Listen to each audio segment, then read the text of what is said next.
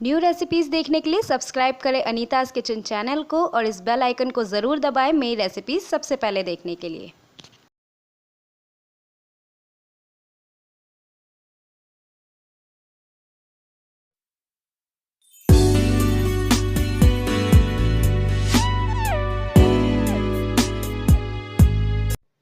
Hi friends, your most welcome to my channel Anita's kitchen. So friends, आज मैं आप सबके साथ माइक्रोवेव में बनने वाली राजस्थानी बाटी की रेसिपी शेयर करने जा रही हूँ और इसे बनाना बहुत ही ज़्यादा आसान है।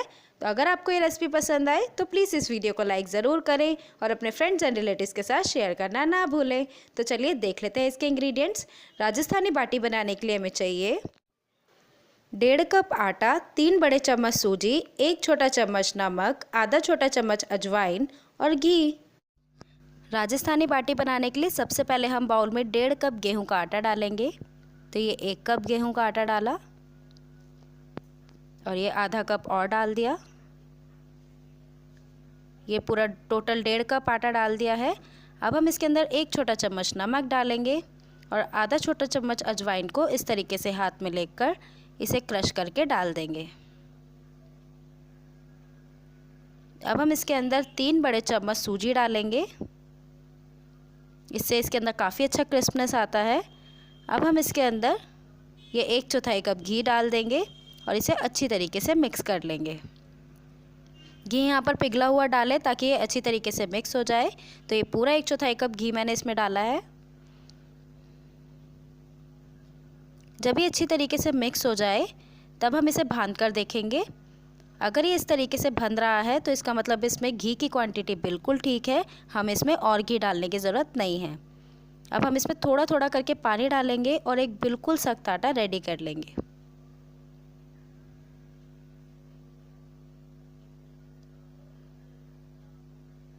ये यहाँ पर मैंने बिल्कुल सख्त आटा रेडी कर लिया है। अब हम इसे ढककर 15 मिनट के लिए रख देंगे ताकि आटा जो है बिल्कुल सेट हो जाए। 15 मिनट हो चुके हैं। ये देखिए आटा यहाँ पर बिल्कुल रेडी है। अब हम इसे 1 मिनट के लिए और गूंथ लेंगे इस तरीके से। 1 मिनट तक गूंथने के बाद हम इसकी लोइयाँ बनाएंगे बाटी के लिए। बाटी आप अपने हिसाब से रख लीजिए, छोटी या मीडियम साइज़ की। ये देखिए आप इसमें क्रैक्स देख सकते हैं, ये क्रैक्स आना बिल्कुल ज़रूरी है। अगर ये क्रैक्स आ रहे हैं तो इसका मतलब बाटे के लिए आटा बिल्कुल परफेक्ट है। ये क्रैक्स आना इसलिए ज़रूरी होता है क्योंकि इससे बाटियाँ अंदर तक सिक जाती है, प्लस जब हम बाटियाँ बनाने के बाद इसके ऊपर घी डालते हैं तो वो भी अंदर तक अच्छे से जाता है। तो इसलिए क्रैक्स आना ज़रूरी है।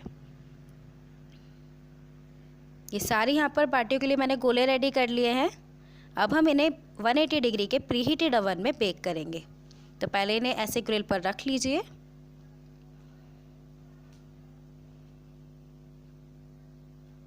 तो यहाँ पर मैंने ओवन को 180 डिग्री पर प्रीहीट कर लिया है। अब मैं इसे प्रीहीटेड ओवन में बेक करूँगी।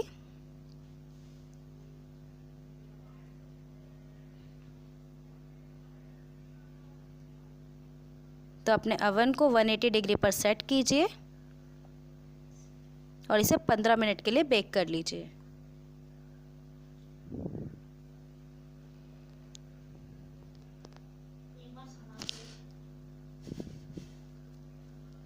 पंद्रह मिनट हो चुके हैं। अब हम इसे निकाल लेंगे।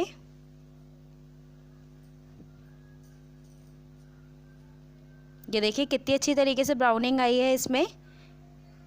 अब हम इसे पलट लेंगे और दूसरी तरफ से भी इसे बेक कर लेंगे, लेकिन इस बार हम इसे सिर्फ 10 मिनट्स के लिए बेक करेंगे क्योंकि जब हम इसे 15 मिनट्स के लिए बेक कर रहे थे तब ये नीचे से भी थोड़ी सी पक चुकी है। तो इसलिए बस इस बार हम इसे 10 मिनट्स के लिए ही बेक करेंगे।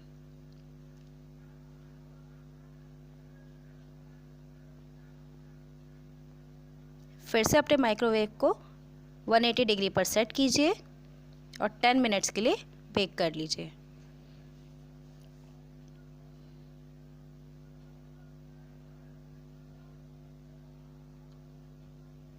टेन मिनट्स हो चुके हैं। अब हम बाटियों को चेक कर लेते हैं।